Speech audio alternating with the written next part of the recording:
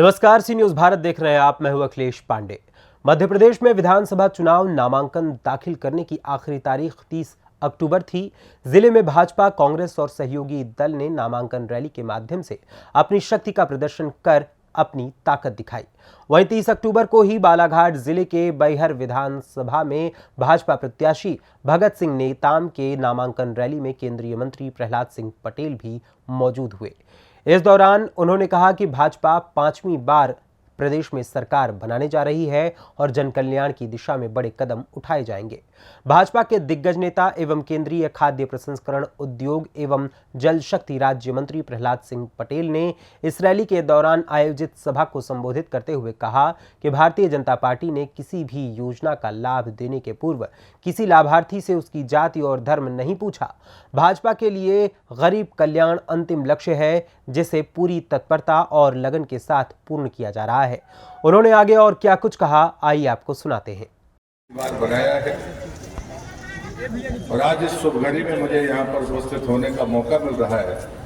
मैं सबसे पहले मेरे आदरणीय नेता डॉक्टर नेताम के चरणों में नमन करके मैं भगत नेताम के लिए आपसे आशीर्वाद मांगने के लिए आया हूँ। मैं आज कोई ऐसी बात नहीं करूंगा। मैं अपनी पिछली बातें याद कराता हूँ।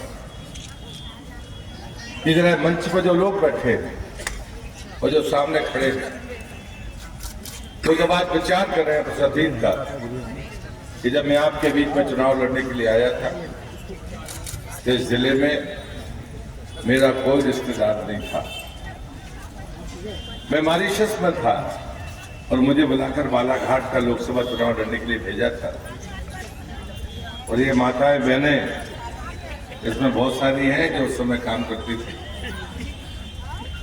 आप सबने आशीर्वाद देकर मुझे क्यों जिताया था, अगर उस प्रश्न का उत्तर ढूंढ लोगे, सिर्फ इसलिए क्योंकि मेरे पास भारतीय जनता पार्टी का कमल था और कुछ मेरे पास नहीं था। और आपने बालाघाट ये चीजें याद इसलिए करनी चाहिए कि भारतीय जनता पार्टी जैसे उम्मीदवार बनाती है, चुनाव वो नहीं लड़ता, चुनाव पार्टी के पदाधिकारी, कार्यकर्ता और समर्थक लड़ते हैं। उसका प्रतीक मैं हूं, इसलिए मैंने आपको याद दिलाया। और जब मैं उम्मीदवार बनकर आया तो डॉक्टर नेताम तो हमारे समय नेता होते थे। हम लोग युवा मोर्चे में थे। एक समय क्रांति मसाल यात्रा हम लोगों ने निकाली थी, तब हमारी सरकार नहीं थी।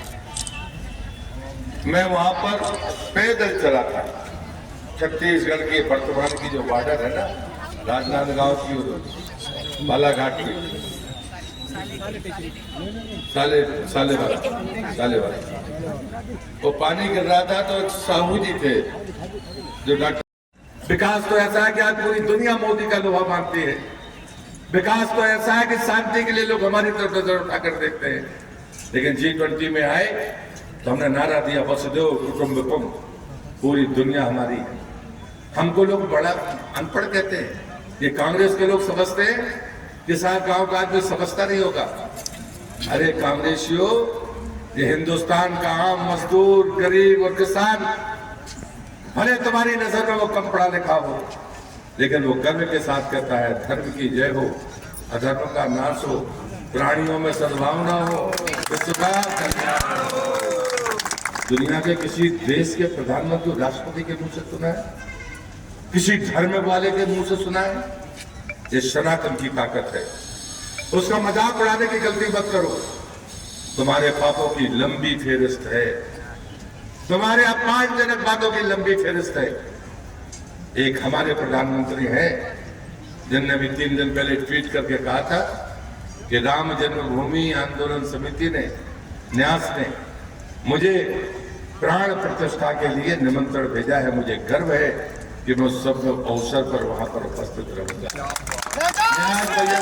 से 3 ही बातें करता हूँ, क्योंकि 3 बजे के पहले भगत को फॉर्म भरना है, आप सबको जाना है, और इसलिए मैं 5 मिनट में अपनी बात खत्म करूंगा। मैं सिर्फ इतना ही कहता हूँ। बालाघाट से सी न्यूज संवाददाता विशाल महानंद की रिपोर्ट। फिलहाल देखा जाए तो मध्य प्रदेश में नामांकन पूरे हो चुके हैं। ऐसे में अब जनता का फैसला ही बचा हुआ है। जनता ही तय करेगी कि जीत किसके सिर सजानी है। फिलहाल इस खबर में बस इतना ही। देश दुनिया की तमाम खबरों के लिए देखते रहें सी न्यूज़ भारत। हर खबर आपके साथ, आपके हाथ।